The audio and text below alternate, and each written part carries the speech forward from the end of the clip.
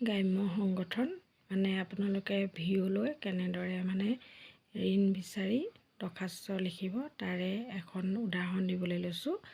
এতিয়া চাই যাওক। প্ৰতি মাননীয় আখল গ্ৰাম্য সংগঠনৰ সভানেত্ৰী সম্পাদিকা মহোদয়া, আপোনালোকৰ গ্ৰাম্য সংগঠনটোৰ নাম যি হয় আপোনালোকে সেইটো লিখি পিছতো তেনেকৈ লিখি দিব। আমাৰটো আখল। তাৰপিছত আহিলে আপোনালোকৰ তাৰিখ, বিষয় দ্বিতীয় কিস্তি ঋণ বিচাৰি আবেদন।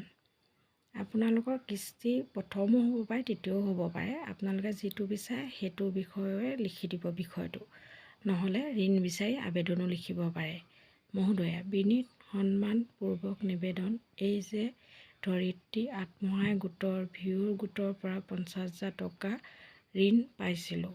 বৰ্তমান প্ৰথম কিস্তি লোন পৰিশোধ কৰি শেষ হোৱাত পুনৰ দ্বিতীয় কিস্তি লোন মানে ইমান টকা বিচাৰি আবেদন জনাইছোঁ।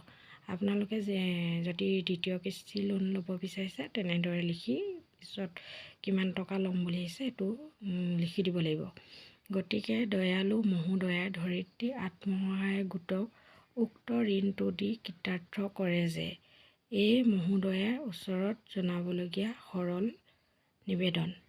তেনেদৰে আপোনালোকে লিখি দিব। যদি আপোনালোকে প্ৰথম কিস্তি লিখিবলৈ হয় ধৰি লওক, তেতিয়া তেনেদৰে মিলাই লিখি দিব। আৰু এটি আপোনালোকৰ বিশ্বাসী তলত গোটৰ চিল মাৰি প্ৰেচিডেণ্ট ছেক্ৰেটাৰী চাইন কৰি দিব। এইখন আছে আপোনালোকৰ আখল গ্ৰাম্য সংগঠনৰ সভানেত্ৰী সম্পাদিকাৰ কাৰণে লিখা দৰখাস্ত হয়। আপোনালোকে গ্ৰাম্য সংগঠন যি গ্ৰাম্য সংগঠনেই হওক, প্ৰথম আপোনালোকে তেনেদৰে লিখি ল'ব। এতিয়া যেনিবা আমাৰ আখলৰ জেগাত আপোনালোকৰ গ্ৰাম্য সংগঠনটোৰ নাম ভৰাই দিব পাৰে।